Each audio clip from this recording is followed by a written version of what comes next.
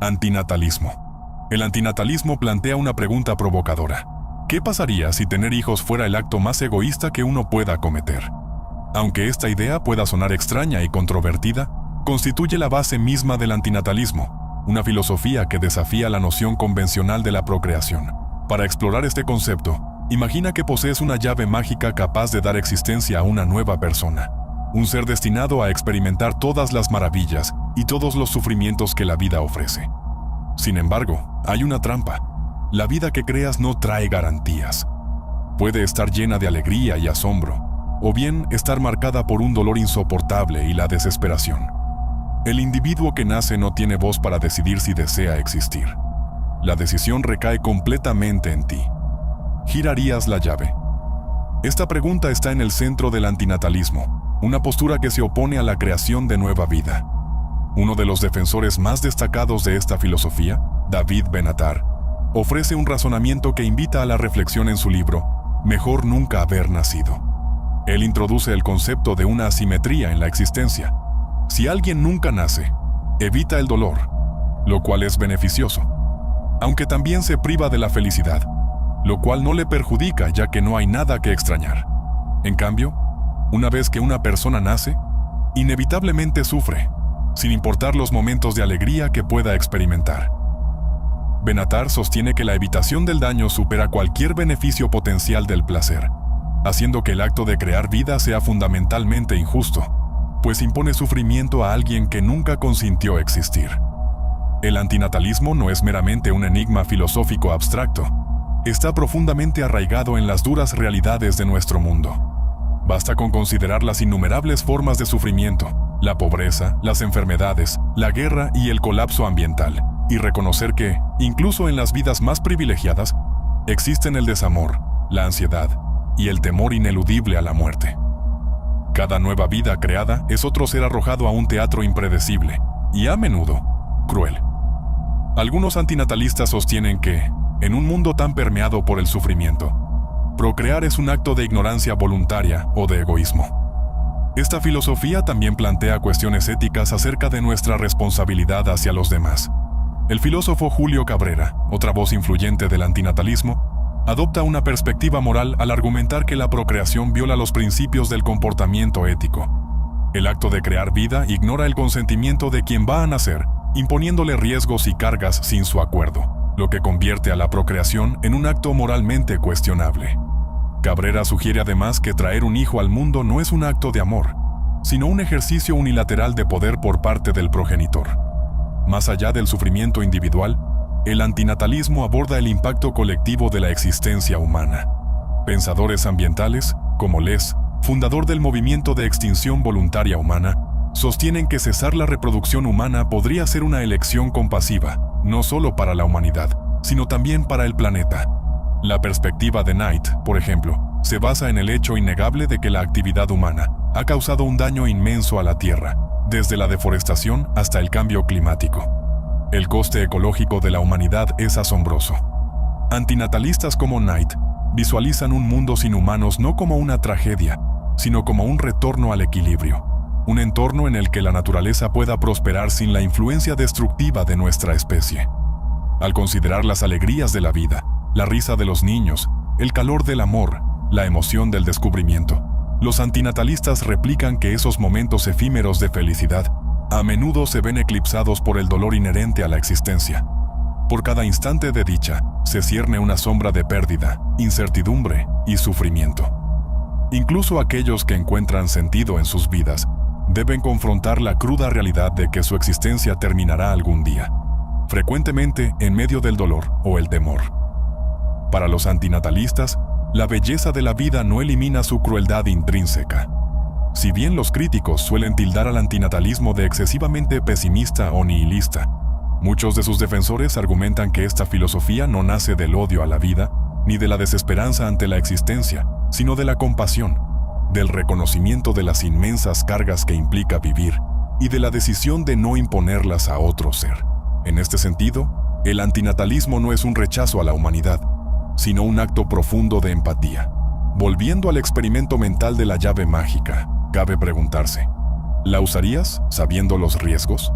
¿Invitarías a alguien a un mundo donde el sufrimiento es seguro, aunque exista la posibilidad de felicidad? ¿O preferirías dejar la llave intacta, ahorrándole así el dolor y la incertidumbre de la existencia? El antinatalismo no exige una respuesta inmediata. Simplemente nos invita a considerar esta pregunta fundamental, desafiando una de las suposiciones más arraigadas de la vida humana, que crear nueva vida es, invariablemente, algo bueno. Quietismo. ¿Y si la manera más efectiva de enfrentar los problemas de la vida fuera dejar de intentar resolverlos a la fuerza? Esta pregunta, a la vez desafiante y liberadora, encierra el espíritu del quietismo, una filosofía que nos invita a soltar la necesidad de encontrar respuestas definitivas y a aceptar la vida tal como se presenta, con sus incertidumbres y matices. Lejos de ser un llamado a la rendición, el quietismo propone distanciarnos del incesante bullicio de nuestras ambiciones para hallar serenidad en la sencillez y en el silencio. Imagina a alguien en medio de un río, peleando contra la corriente y gastando toda su energía en un esfuerzo infructuoso, solo para quedarse en el mismo sitio o incluso retroceder. En lugar de batallar contra el flujo natural, el quietismo nos sugiere dejar que la corriente nos lleve, reconociendo que algunas luchas no valen el esfuerzo y optando por vivir en armonía con lo que nos rodea. Las raíces de este pensamiento se hallan en diversas tradiciones filosóficas y espirituales. En Occidente, por ejemplo, se asocia con figuras como Pirrón, el filósofo griego que fundó el escepticismo. Pirrón sostenía que alcanzar certezas absolutas sobre las grandes preguntas de la vida es una meta inalcanzable y que insistir en ello solo engendra ansiedad y frustración. Su propuesta era suspender el juicio y adoptar una actitud abierta y serena ante la realidad, considerando que el desapego era la clave para lograr una paz interior genuina. Durante la Europa moderna, el quietismo tomó una dimensión espiritual muy marcada, gracias a pensadores como Miguel de Molinos, un sacerdote español que defendía una vida de meditación y entrega a lo divino. Según Molinos, el alma no alcanza la verdadera paz a través de esfuerzos constantes o acciones forzadas, sino mediante una completa quietud y una profunda confianza en la voluntad de Dios. Esta visión resaltaba lo inútil que resultaba luchar contra el orden divino y promovía la aceptación radical de las circunstancias que nos toca vivir.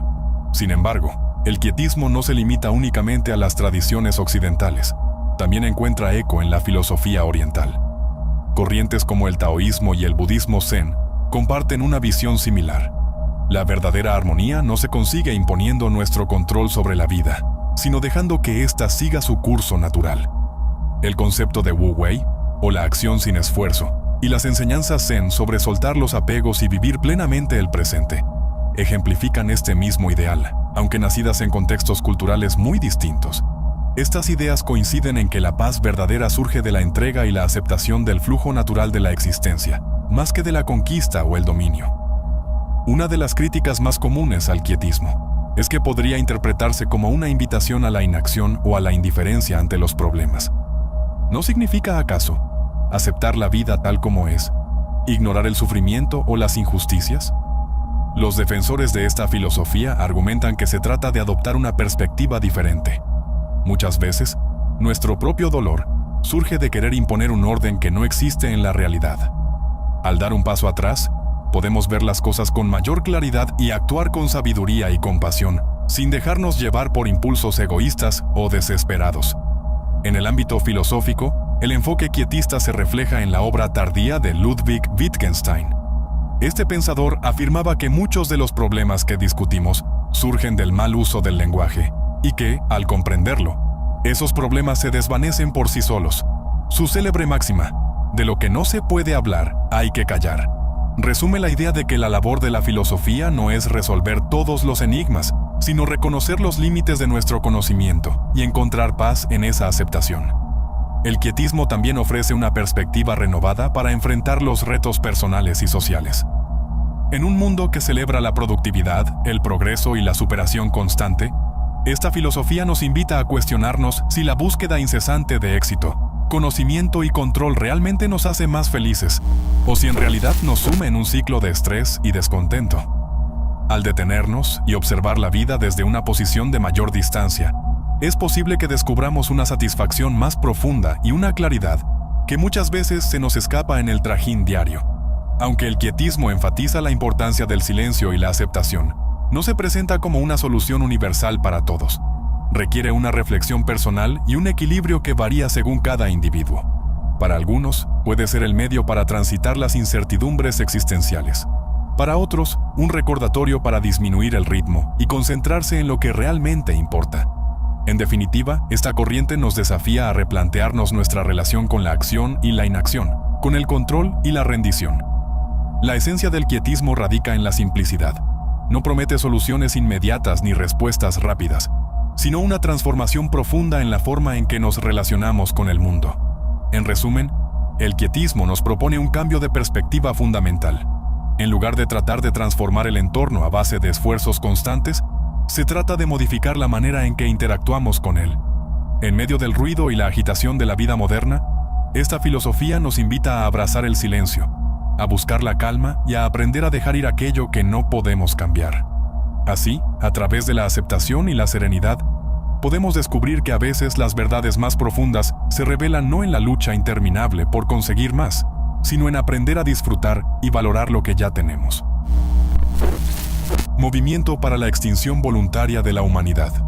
Imagina un planeta libre de la presencia humana, un mundo sin la carga de la contaminación, la deforestación y la extinción de especies causadas por nuestras acciones. Este es el ideal que proyecta el movimiento para la extinción voluntaria de la humanidad, una filosofía audaz y controvertida que propone una solución simple pero radical a nuestra crisis ambiental. Los seres humanos deben optar conscientemente por dejar de procrear, permitiendo que nuestra especie desaparezca gradualmente en beneficio de la Tierra y de todos sus habitantes. Este concepto no se basa en la misantropía ni en el deseo de causar daño, sino en una profunda compasión por el planeta, las futuras generaciones y la infinidad de especies que se ven amenazadas por la actividad humana.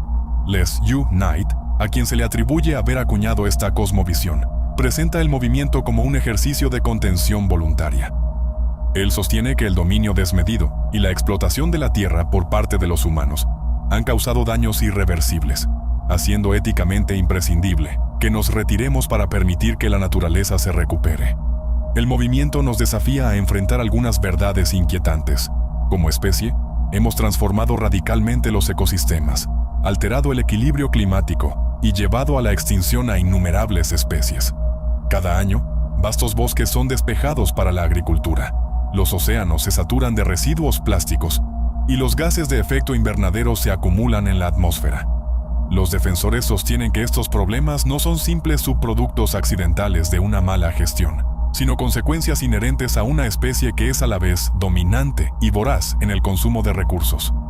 Incluso las prácticas sostenibles, por muy loables que sean, imponen costos a otras formas de vida, y medidas como la energía renovable y la conservación se consideran insuficientes para contrarrestar nuestra enorme huella ecológica.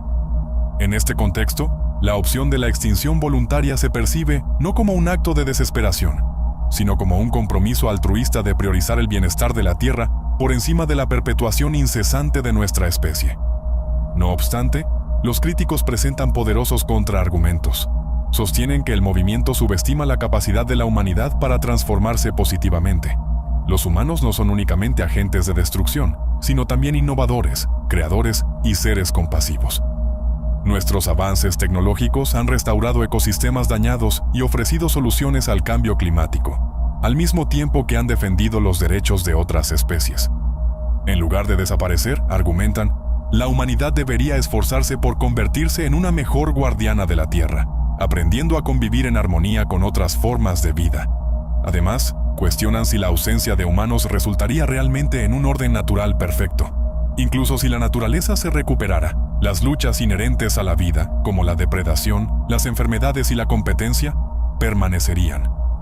El debate también aborda inquietudes éticas. ¿Es posible abogar por la extinción voluntaria sin devaluar la vida humana?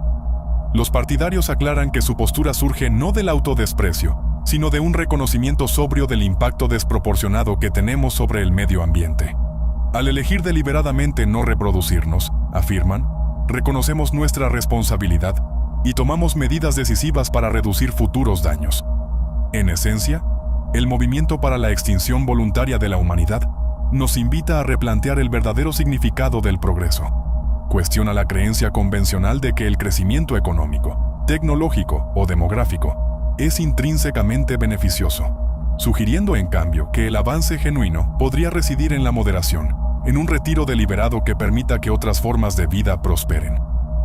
Esta perspectiva nos insta a alejarnos de narrativas centradas exclusivamente en el ser humano y adoptar una visión más amplia de la Tierra como un hábitat compartido. Aunque los objetivos del movimiento puedan parecer extremos o imprácticos para algunos, su mensaje subyacente resuena profundamente en quienes se alarman ante la degradación ambiental. Sirve como un recordatorio contundente de las consecuencias de una actividad humana descontrolada y subraya el deber moral inherente a nuestro dominio ecológico. En lugar de imponer sus ideas, el movimiento fomenta la reflexión sobre las ramificaciones a largo plazo de nuestras decisiones, tanto a nivel individual como colectivo, desafiándonos a abordar no solo la crisis ambiental, sino también los valores y supuestos que rigen nuestras vidas. Aunque la idea de desaparecer voluntariamente pueda inquietar a algunos, su propósito último es estimular el pensamiento crítico, invitándonos a imaginar un futuro en el que nuestro legado se defina por el cuidado y el respeto hacia la naturaleza, en lugar de por un consumo y una destrucción implacables. Sea que la humanidad evolucione, se transforme o se desvanezca gradualmente, las preguntas planteadas por este movimiento seguirán siendo profundamente pertinentes, mientras navegamos el delicado equilibrio entre el progreso y la preservación. Utilitarismo negativo. Imagina un mundo en el que el objetivo ético principal no sea maximizar la felicidad global, sino eliminar, o al menos reducir drásticamente, el sufrimiento. Esta es la idea central del utilitarismo negativo, un marco moral que resulta tanto audaz como controvertido. En lugar de enfocarse en generar más placer o alegría, el utilitarismo negativo sostiene que nuestro deber primordial es disminuir el dolor y la miseria que experimentan los seres vivos. A diferencia del utilitarismo clásico, que afirma que la acción correcta es aquella que incrementa la felicidad neta, el utilitarismo negativo se centra en la idea de que el dolor y el sufrimiento poseen un peso moral intrínseco que supera con creces el valor de los placeres efímeros. Sus defensores sostienen que, si bien la felicidad puede enriquecer la vida, el sufrimiento impone una deuda moral inmediata y pesada. Un instante de alegría puede ser pasajero, pero el dolor constante, ya sea físico o emocional, puede eclipsar todos los aspectos positivos de la existencia. Esta perspectiva nos desafía a replantearnos cómo medimos el valor en nuestras vidas, instándonos a priorizar la reducción del malestar, incluso si ello implica renunciar a algunas experiencias positivas. Karl Popper fue uno de los primeros pensadores en articular esta visión. En sus obras, argumentaba que intentar maximizar la felicidad podría conducir a prácticas peligrosas e incluso totalitarias. En cambio, Popper sostenía que las políticas públicas deben guiarse por el objetivo de minimizar el sufrimiento. Para él, el llamado moral del dolor es directo e ineludible. Cuando las personas sufren, su necesidad de alivio es urgente y requiere atención inmediata. Al centrarse en mitigar el sufrimiento, el utilitarismo negativo propone un principio ético más modesto y realista, que antepone el alivio de la miseria a la generación de placer adicional. Esta postura ética tiene también implicaciones prácticas. Considera acciones cotidianas como proveer agua limpia, alimentación adecuada, refugio seguro y atención médica de calidad. Estas no son simplemente medios para mejorar la calidad de vida, son imperativos éticos porque reducen directamente el sufrimiento humano. Cuando los recursos son limitados, las políticas guiadas por el utilitarismo negativo canalizarían los esfuerzos para abordar primero las carencias más severas, asegurando que la disminución del sufrimiento se mantenga en el centro de la toma de decisiones morales. Por ejemplo, en el ámbito de la salud global, centrarse en erradicar enfermedades mortales o la pobreza extrema puede verse como moralmente superior a financiar proyectos que busquen aumentar únicamente la felicidad. El utilitarismo negativo también nos obliga a examinar cuestiones existenciales profundas. Algunas interpretaciones radicales de esta filosofía incluso sugieren que, si la vida inevitablemente genera cierto nivel de sufrimiento, podría ser moralmente preferible evitar que surjan nuevas vidas, una postura que guarda similitud con ciertos argumentos antinatalistas. Aunque la mayoría de los defensores del utilitarismo negativo no aboga por estos extremos, tales posibilidades ponen de relieve el potencial de la teoría para conducir a conclusiones controvertidas.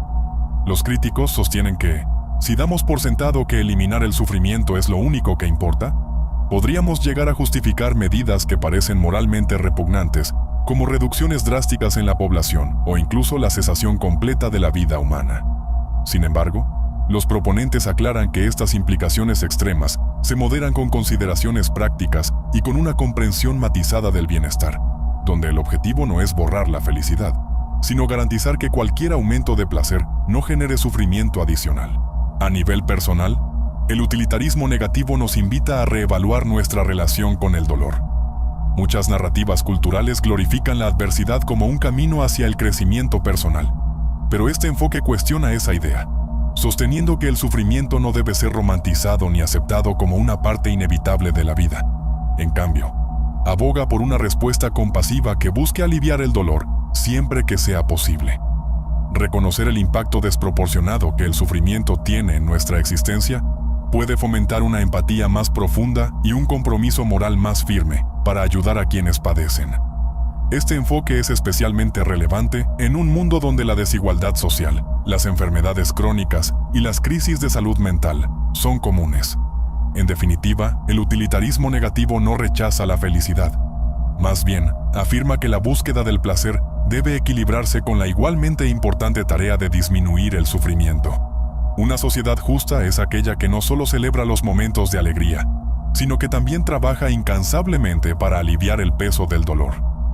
Al reorientar nuestras prioridades éticas de esta manera, recordamos que incluso pequeños actos de bondad o medidas políticas prácticas pueden tener un impacto profundo en la reducción de la miseria en nuestro mundo. Este enfoque nos impulsa a construir sistemas de cuidado y compasión que trasciendan fronteras culturales e ideológicas, con el objetivo de crear un futuro en el que el sufrimiento innecesario se vea considerablemente mermado. Problema del sufrimiento. ¿Por qué el sufrimiento es una presencia constante en un mundo que también es capaz de generar una belleza impresionante, una felicidad profunda y amor, y a la vez está marcado por el dolor, el duelo y la crueldad? Este dilema perdurable, a menudo llamado el problema del sufrimiento, ha inquietado a la humanidad durante siglos, obligándonos a replantearnos la naturaleza misma de nuestra existencia, nuestro sentido moral e incluso el orden subyacente del cosmos. En esencia, el asunto no se trata únicamente de por qué ocurre el dolor, sino de descifrar su significado y decidir cómo debemos reaccionar cuando se cruza en nuestro camino. El sufrimiento se presenta de múltiples maneras, desde el agudo dolor de una lesión física hasta la profunda pena de una pérdida emocional, y está entretejido en el tejido mismo de lo que significa ser humano. Lo que profundiza el misterio es que nadie escapa a su alcance. Sin importar la riqueza, el poder o el estatus, todo ser sensible experimenta algún tipo de sufrimiento, lo que nos lleva a preguntarnos: ¿es el dolor una parte esencial de la vida? ¿Ocurre de forma aleatoria? ¿O es que encierra un propósito más profundo? Académicos, filósofos y pensadores han ofrecido diversas interpretaciones sobre el origen de nuestro sufrimiento. Para quienes creen en una presencia divina, el sufrimiento plantea un enigma teológico formidable. Si Dios es todopoderoso e infinitamente amoroso, ¿por qué persiste el dolor? Este problema del mal ha encendido debates interminables a lo largo de los siglos. Algunos sostienen que las adversidades ponen a prueba nuestra fe o actúan como catalizadores para el crecimiento personal y espiritual, mientras que otros argumentan que el sufrimiento es el resultado inevitable del libre albedrío humano, el precio que pagamos por nuestra capacidad de elegir. Sin embargo, estas respuestas a menudo parecen insuficientes, ya que solo explican parte de nuestro dolor y dejan sin resolver la vasta magnitud de la miseria causada por desastres naturales, enfermedades y tragedias inexplicables. En contraste, los puntos de vista seculares suelen rastrear las raíces del sufrimiento hasta la biología y la evolución. Por ejemplo, el dolor físico actúa como un sistema de alerta fundamental que nos advierte del peligro. Sin él, quizá no retiraríamos la mano de una superficie caliente o no detectaríamos los primeros signos de una enfermedad. Del mismo modo, el dolor emocional tiene sus beneficios en términos de supervivencia. El miedo puede protegernos del daño, y el duelo nos ayuda a procesar la pérdida para, eventualmente, seguir adelante. Desde esta perspectiva, el sufrimiento no es un castigo cósmico ni una falla moral, sino un aspecto inherente al diseño de la vida, aunque comprender su función rara vez aligere el peso de su carga. Muchos pensadores existenciales, como Friedrich Nietzsche y Jean-Paul Sartre, consideraron el sufrimiento como un elemento ineludible de nuestro camino, una fuerza que nos impulsa a buscar significado incluso en un mundo indiferente. Nietzsche comentó una vez que vivir significa sufrir, y que sobrevivir depende de encontrar un propósito en medio de ese dolor. En su opinión, en lugar de rechazar el sufrimiento, debemos abrazarlo y superarlo, utilizando cada adversidad como el crisol en el que forjamos nuestra fortaleza interior y descubrimos nuestro verdadero propósito. Por otro lado, Sartre creía que el sufrimiento surge de la misma libertad que nos define. Nuestras esperanzas, sueños y cada elección nos exponen a inevitables decepciones y desesperanzas, convirtiendo el dolor en el costo inseparable de una vida plena y vibrante. Otra perspectiva influyente proviene de las enseñanzas budistas, que sitúan el sufrimiento, o dukkha, en el centro de su filosofía. El budismo explica que gran parte de nuestro dolor nace de nuestros apegos y deseos. La búsqueda incesante del placer, la permanencia y el control choca con la naturaleza siempre cambiante de la realidad, conduciendo inevitablemente a la frustración y al desconsuelo. Sin embargo, el camino budista ofrece herramientas prácticas, como la atención plena, la conducta ética y el cultivo de la sabiduría, que ayudan a aliviar el sufrimiento y nos guían hacia una paz interior, aunque no eliminen por completo todo el dolor. La psicología moderna también ha arrojado luz sobre este problema tan antiguo, sugiriendo que gran parte de nuestro sufrimiento surge no directamente de eventos externos, sino de las narrativas negativas que creamos en nuestra mente. Perder un empleo, por ejemplo, es sin duda un reto. Sin embargo, el dolor suele intensificarse cuando nos etiquetamos a nosotros mismos como fracasados o creemos que el éxito está fuera de nuestro alcance.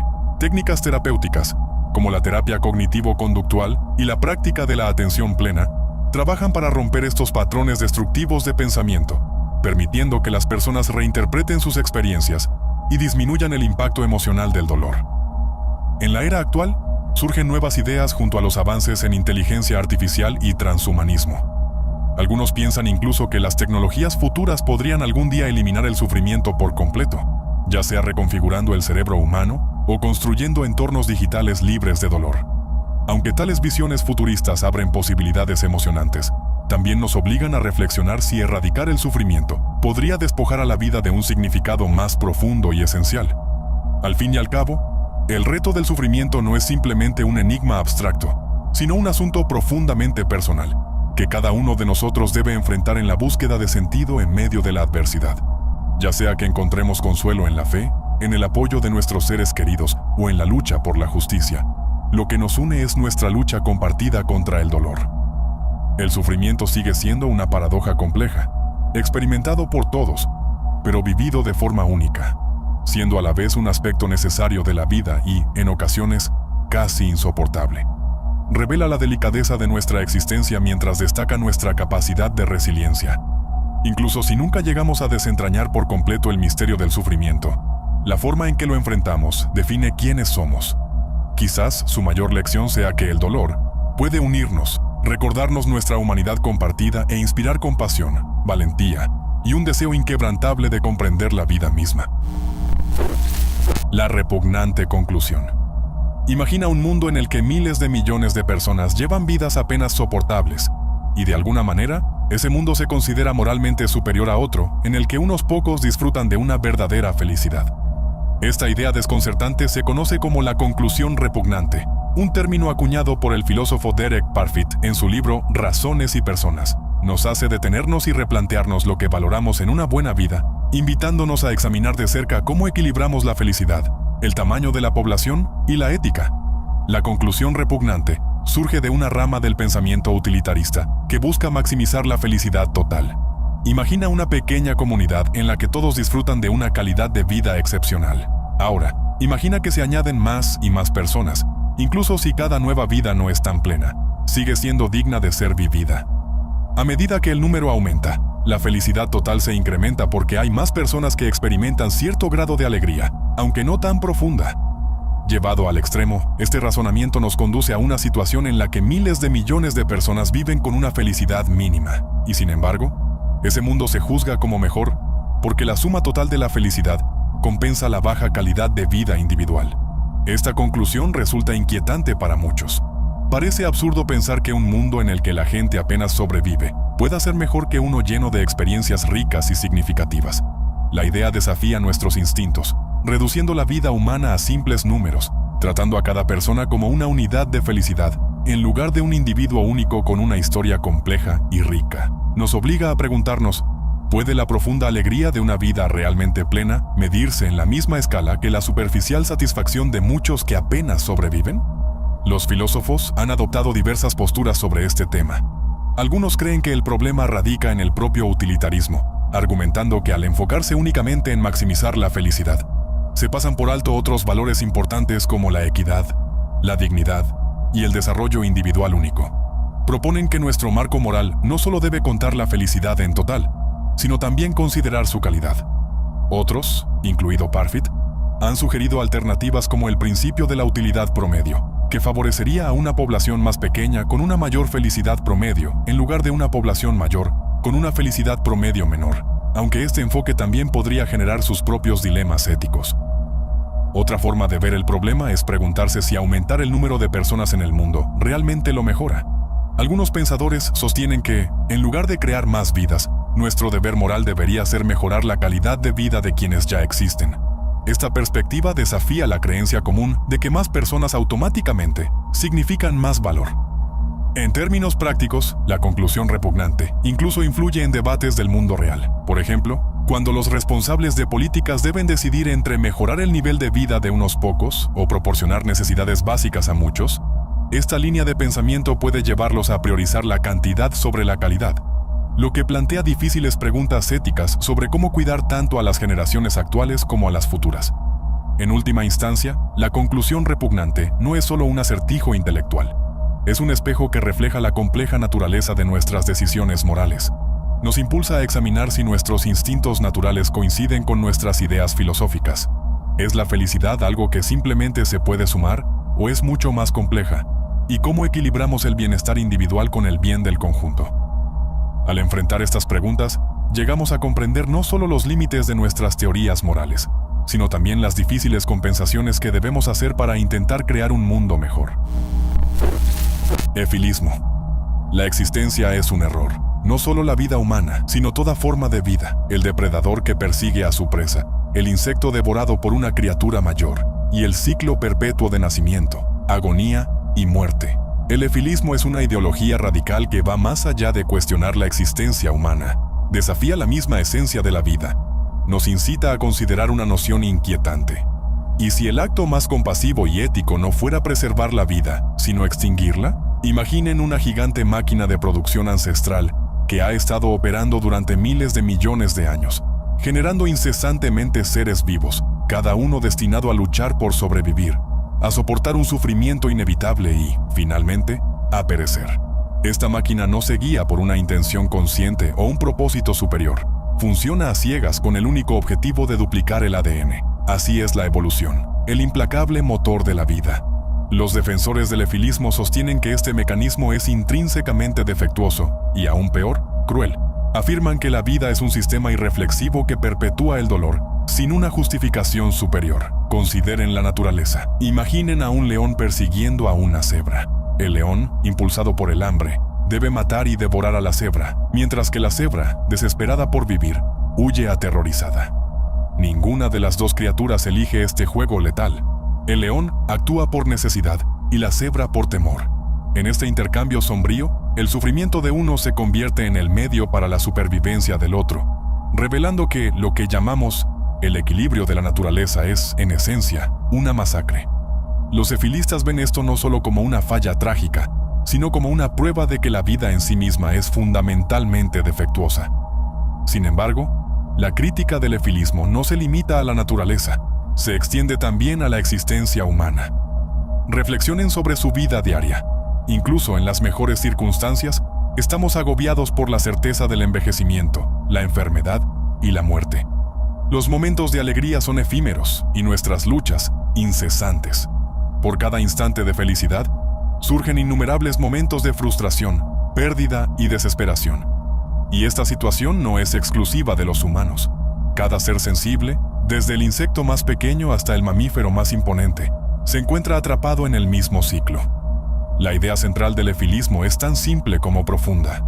La evolución, el proceso que originó la vida, es indiferente al bienestar de sus creaciones. Su único fin es asegurar la supervivencia y la reproducción, sin importar el sufrimiento que ello conlleve. Desde esta perspectiva, la existencia no es un regalo milagroso, sino un bucle incesante de necesidad, dolor y muerte final.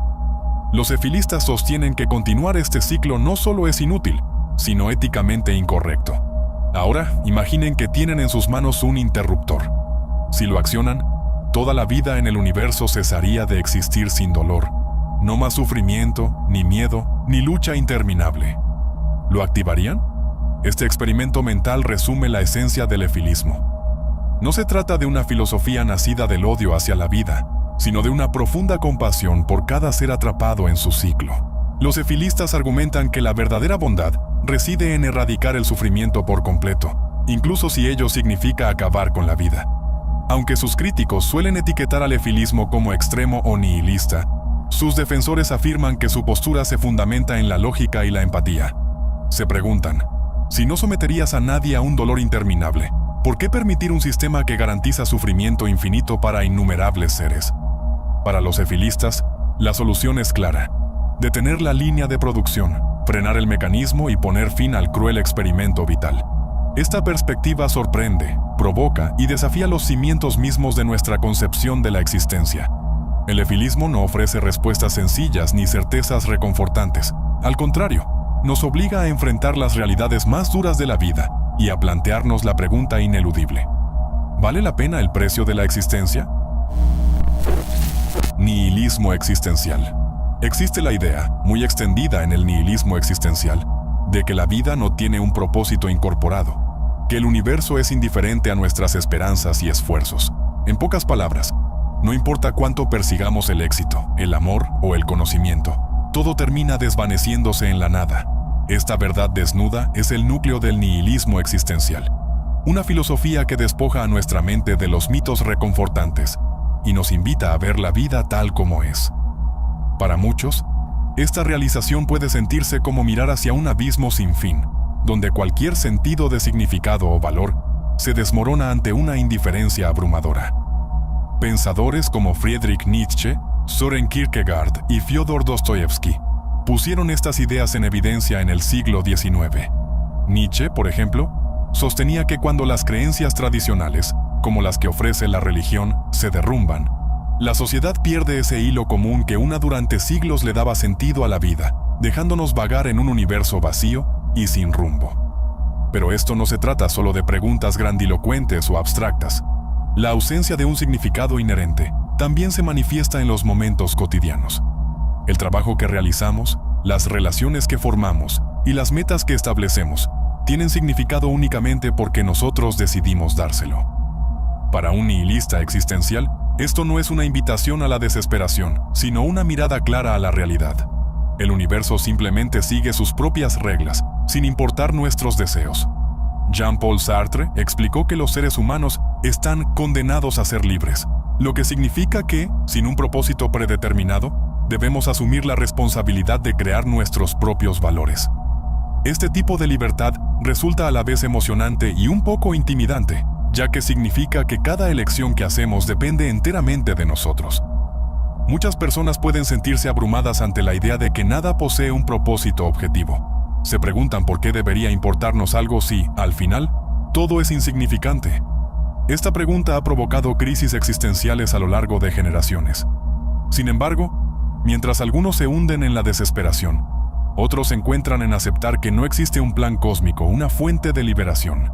Al dejar de lado los significados impuestos, estas personas adoptan una forma de vida más genuina, que valora la autenticidad por encima de la conformidad. Claro está, sin una guía universal, es normal preguntarse, ¿cómo decidimos qué es bueno o malo, o qué vale la pena y qué no? El nihilismo no nos entrega un manual de normas. En cambio, nos invita a descubrir por nosotros mismos nuestra capacidad para crear significado. Y al hacerlo, a menudo aprendemos a apreciar esos momentos simples y fugaces.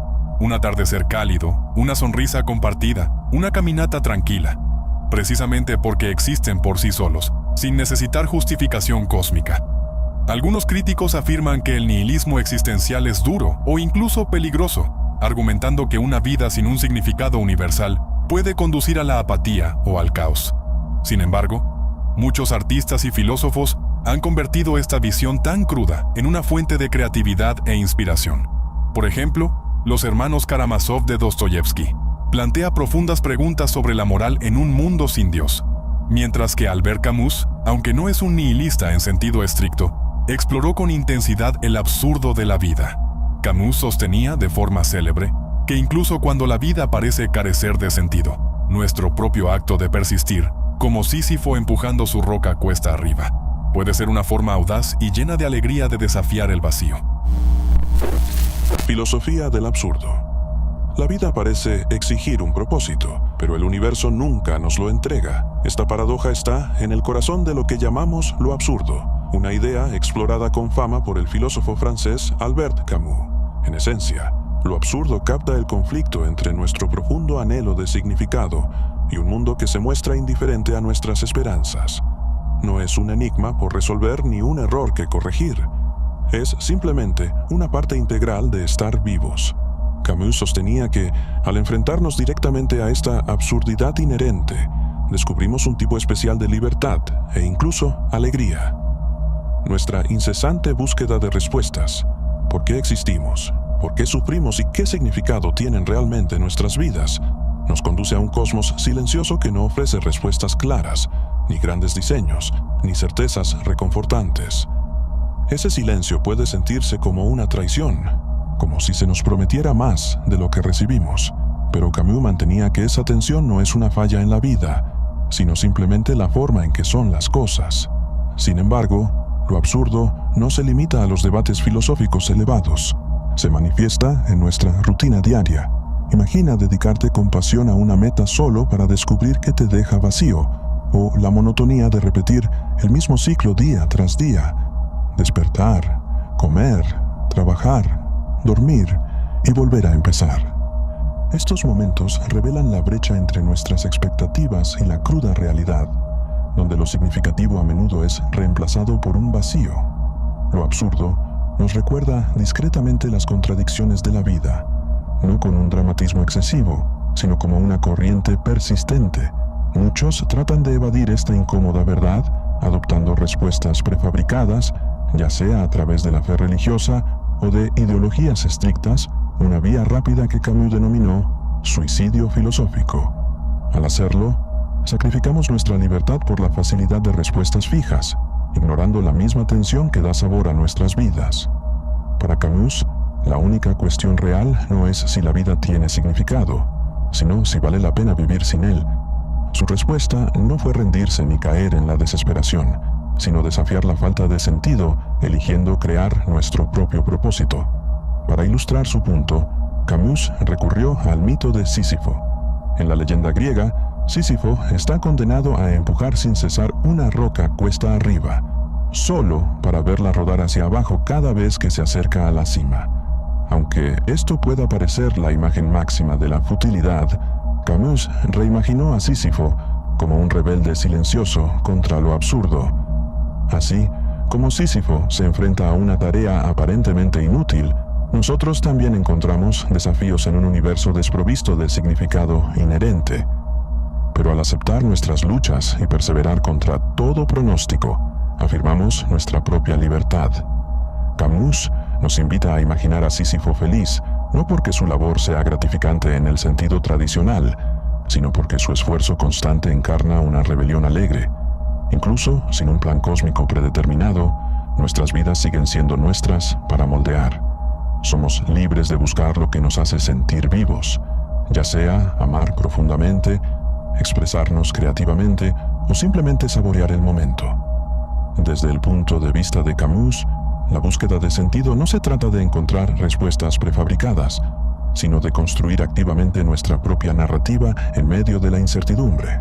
Al abrazar las contradicciones de la vida, accedemos a una libertad que nos permite vivir con audacia y autenticidad. Aceptar lo absurdo significa reclamar nuestra independencia y descubrir una felicidad personal que transforma las luchas de la vida en una aventura digna de vivir. La utilidad del sufrimiento. El sufrimiento es una parte universal de la vida. Toca a cada persona en todos lados y sin excepción. Esta experiencia compartida nos lleva a preguntarnos por qué existe el dolor y la adversidad. ¿Es el sufrimiento simplemente un giro aleatorio del destino o cumple un propósito más profundo y oculto? Durante innumerables generaciones, la humanidad se ha enfrentado a esta cuestión, inspirándose para desarrollar filosofías, religiones y expresiones artísticas. En esencia, el sufrimiento nos obliga a cuestionar: ¿por qué tenemos que enfrentar pérdidas, dolor y desesperación? Mientras muchos lo interpretan como una prueba de la crueldad e injusticia de la vida, otros lo ven como una fuerza que nos desafía, moldea nuestro carácter y, en última instancia, da mayor profundidad a nuestra existencia. Pensadores antiguos como Epicuro enseñaron que el sufrimiento es un aspecto ineludible de ser humano. Él sostenía que gran parte de nuestro malestar proviene de nuestros miedos, al miedo a la muerte, al dolor y a lo desconocido. Al enfrentar estos temores de manera directa y comprender sus límites, podemos disminuir su influencia sobre nosotros.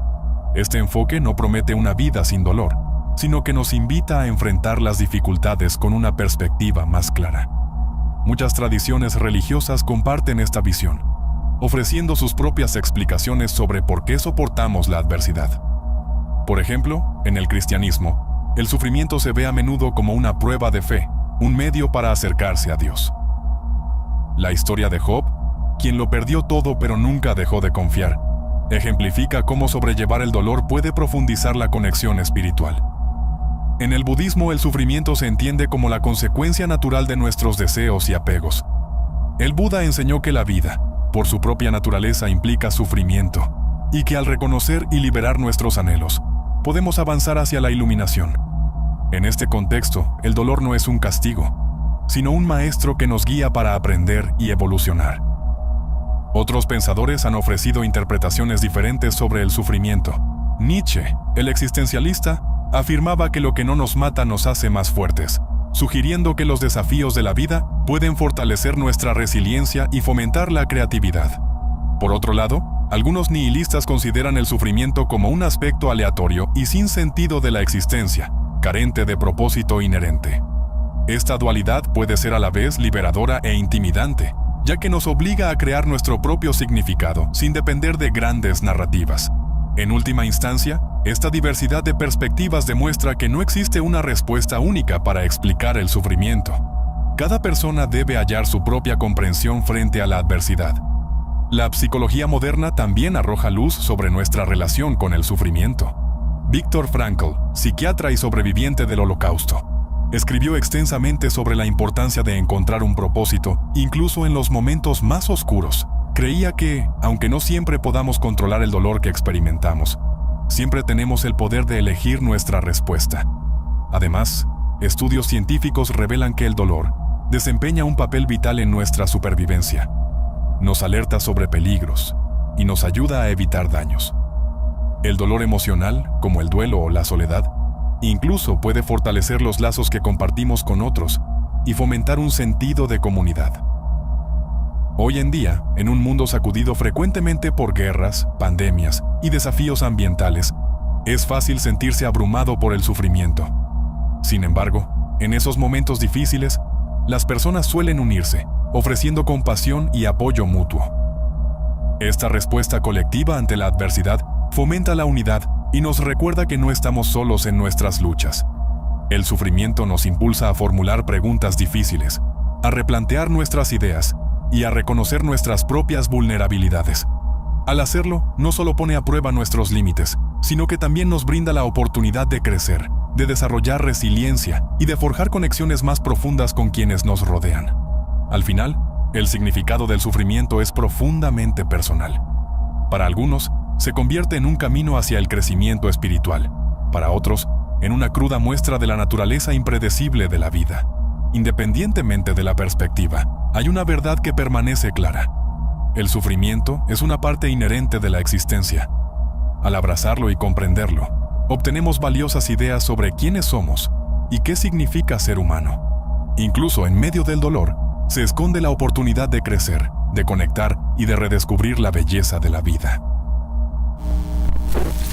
Todo es un gigante accidente. La vida no fue el resultado de un gran diseño, ni de un plan predeterminado. Surgió de un azaroso desliz cósmico, una secuencia extraordinaria de eventos en un universo indiferente que, por pura coincidencia, encajaron de la manera adecuada, desde el nacimiento de los primeros átomos hasta el surgimiento de la autoconciencia. Cada capítulo en la historia de la vida está impregnado de casualidad e incertidumbre. Esta realidad plantea de forma natural una pregunta importante: ¿cómo influye en nuestra comprensión de quiénes somos, en nuestros objetivos y en la esencia del ser? Para comprender realmente la vida como un accidente afortunado, debemos retroceder a sus inicios. Hace casi 13.800 millones de años, el Big Bang encendió el cosmos, expandiéndose desde un punto ínfimamente pequeño y abrasador a un vasto escenario en el que el espacio, el tiempo y la materia se desplegaron. En esos instantes primigenios, el caos dominaba, las partículas chocaban, la energía estallaba y poco a poco los átomos empezaron a formarse. Luego, la gravedad se impuso, atrayendo estos átomos y dando lugar al nacimiento de estrellas y galaxias. No hubo un plan maestro en acción, sino únicamente las leyes inmutables de la física y las fuerzas aleatorias e impersonales de la naturaleza. En medio de este torbellino, hace unos 4.600 millones de años, surgió una estrella modesta en una galaxia común. Los escombros de su formación se unieron para crear planetas, y en uno de ellos, la Tierra, se dio una combinación única de factores: una órbita estable, una atmósfera protectora y las temperaturas justas para mantener el agua en estado líquido. Esto no fue cuestión de destino o diseño. Fue como si la Tierra hubiera ganado una lotería cósmica. La vida se encendió en los océanos, probablemente cuando moléculas orgánicas simples se combinaron e interaccionaron hasta formar estructuras autorreplicantes, la chispa primitiva de la vida. A partir de ese momento, la evolución tomó el relevo, impulsada por mutaciones aleatorias que, por pura casualidad, ofrecieron ventajas para la supervivencia a lo largo de miles de millones de años, dando lugar a la impresionante diversidad de seres vivos que conocemos hoy, incluyéndonos a nosotros, seres capaces de reflexionar sobre nuestra propia existencia. Sin embargo, nada de esto era inevitable. Un pequeño cambio en las condiciones del Big Bang, un leve ajuste en la distancia de la Tierra al Sol, o la ausencia de una única mutación crucial, podrían haber borrado nuestra existencia. Las delicadas circunstancias que permitieron la aparición de la vida, y, en especial, de la vida inteligente, son tan improbables que rozan lo milagroso, pese a que no existe evidencia de una fuerza superior que las dirija. Todo es producto de procesos naturales y de incontables coincidencias. Esta comprensión es tanto humillante como inquietante. Revela lo extraordinaria que es nuestra existencia, dadas las odds astronómicas en contra de que surgiera la vida, y nos recuerda que somos apenas una parte diminuta en la vasta narrativa del universo. El cosmos prosperó durante miles de millones de años antes de nosotros, y continuará mucho después, haciendo que nuestras vidas, luchas e incluso civilizaciones sean episodios efímeros en una inmensidad sin fin. Esta perspectiva también nos impulsa a reflexionar profundamente sobre el sentido de la vida. Si la existencia es solo fruto del azar, pierde entonces su significado. ¿Y si el universo se muestra indiferente a nuestra presencia? ¿Acaso nuestras acciones carecen de propósito? Diversos pensadores han abordado estas cuestiones de maneras distintas. Los filósofos existencialistas sostienen que la ausencia de un sentido intrínseco no es una maldición, sino una oportunidad para forjar nuestro propio propósito. El significado se construye a través de nuestras decisiones, no se nos impone. De igual forma, muchos científicos ven en la naturaleza accidental de la vida una fuente de inspiración, en lugar de una merma en su valor. Por ejemplo, la idea célebre de Carl Sagan de que somos cosas de las estrellas nos recuerda que los mismos elementos que constituyen nuestros cuerpos se forjaron en el interior de antiguas estrellas, una conexión que nos llena de asombro y humildad al constatar que, aunque pequeños, estamos intrínsecamente ligados al universo que nos dio vida. Además, entender la existencia como un golpe de suerte cósmica nos invita a replantear nuestro vínculo con el entorno. Si nuestra existencia es producto del azar, entonces todos los seres, desde el microorganismo más diminuto hasta la ballena más imponente, comparten ese mismo origen extraordinario, forjando un profundo sentido de hermandad. Esta visión enfatiza que no estamos aislados de la naturaleza, sino que formamos parte de su gran tapiz, siendo una breve manifestación de las mismas fuerzas que dieron forma a galaxias y encendieron el cosmos. Al mismo tiempo, nos hace más conscientes de nuestra responsabilidad. La vida en la Tierra es frágil y su futuro depende de las decisiones que tomemos en conjunto. Reconocer la increíble improbabilidad y el valor inherente de la vida puede motivarnos a protegerla, no por un mandato divino, sino por el simple hecho de reconocer su inestimable valor. Al fin y al cabo, ver la existencia como un accidente cósmico nos invita a aceptar la incertidumbre. Nos desafía a dejar atrás la idea de que el universo nos debe certezas o respuestas y a encontrar belleza y propósito en la aleatoriedad del existir. Aunque nuestro camino nunca estuvo predeterminado, es únicamente nuestro, y en un cosmos que permanece indiferente, cada acto de vivir, cuidar y maravillarse se convierte en una poderosa celebración de lo que significa realmente existir. Pesimismo. El pesimismo filosófico es la visión según la cual la vida está marcada por la lucha, el dolor persistente y los deseos insatisfechos. En lugar de ofrecer un panorama sombrío, esta postura simplemente insiste en ver la realidad sin engaños. En vez de endulzar las cosas, este enfoque nos invita a replantear nuestras ideas sobre el progreso, la felicidad y el propósito mismo de nuestra existencia.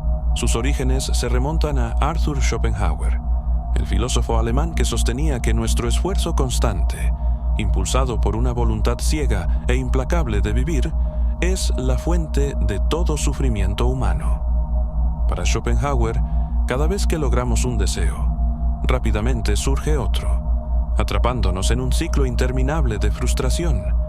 Él veía la vida como intrínsecamente dolorosa, en la que el sufrimiento no es una anomalía, sino la propia textura de nuestra existencia. La naturaleza misma parece reflejar este sentimiento: depredadores cazando a sus presas, enfermedades que afectan nuestros cuerpos, y la sombra omnipresente de la muerte nos recuerdan que el placer es efímero y, a menudo, viene con un precio. Friedrich Nietzsche, quien, aunque fue en un principio un seguidor devoto de Schopenhauer, adoptó un enfoque distinto. Si bien reconocía que la vida está llena de dificultades, Nietzsche argumentaba que, en lugar de resignarnos a la desesperación, deberíamos responder afirmando la vida. Nos animaba a abrazar no solo las alegrías, sino también las luchas y el caos como partes esenciales de estar vivos. Para él, reconocer las dificultades de la existencia no era una invitación a hundirse en la miseria, sino un llamado a repensar la manera en que vivimos y lo que valoramos. Junto a estas voces, el pensador rumano Émile Cioran ofreció una visión aún más personal sobre el sufrimiento. Sus escritos, impregnados de reflexiones líricas y aforismos contundentes, exploran la absurdidad de la existencia y la inevitabilidad de la pérdida. Cioran describía la vida como una batalla constante contra la desesperación, en la que incluso los momentos de lucidez revelan el vacío que se esconde tras nuestras aspiraciones. Para él, el pesimismo no era una doctrina que exigiera solución, sino simplemente una forma de ver las cosas tal como son. Una de las características más llamativas del pesimismo filosófico es su reto a la creencia común en el progreso. Mientras muchos se aferran a la idea de que las mejoras en tecnología, sociedad o crecimiento personal acabarán por borrar nuestro sufrimiento, los pesimistas sostienen que la naturaleza fundamental del dolor humano permanece inalterable. Los avances pueden aliviar algunas cargas, pero inevitablemente surgen nuevas fuentes de descontento. De la misma forma, Aunque las reformas sociales puedan hacer la vida más cómoda, no pueden eliminar las limitaciones existenciales impuestas por nuestra mortalidad. En lugar de perseguir una vida perfecta, los pesimistas sugieren que la verdadera sabiduría radica en aceptar las imperfecciones y aprender a seguir adelante sin la presión constante de alcanzar una realización total. Además, esta visión ofrece cierto consuelo al recordarnos que no estamos solos en nuestro sufrimiento, al reconocer que el dolor y las dificultades son experiencias universales. El pesimismo filosófico fomenta un sentido de solidaridad y empatía entre las personas. Nos enseña que nuestras vulnerabilidades son compartidas, lo que promueve una comprensión mutua que trasciende la superficial promesa de una alegría constante. Aunque algunos críticos tachan esta postura de derrotista o excesivamente negativa, quienes la adoptan sostienen que enfrentar el espectro completo de la experiencia humana, tanto sus luces como sus sombras, es esencial para apreciar la vida en un nivel más profundo. En definitiva, el pesimismo filosófico no se trata de sucumbir a la desesperanza, sino de desarrollar una comprensión honesta y sin filtros de lo que significa ser humano, una mezcla compleja de sufrimiento, alegrías pasajeras, esperanza e incertidumbre. Nos desafía a despojarnos de las ilusiones que ocultan la realidad y a construir nuestras vidas sobre una base de realismo. De esta forma, lejos de retirarse de la vida, nos brinda una fuerza interior, una resiliencia que nace al aceptar las duras verdades de la existencia, pero que, a la vez, nos impulsa a vivir con plenitud.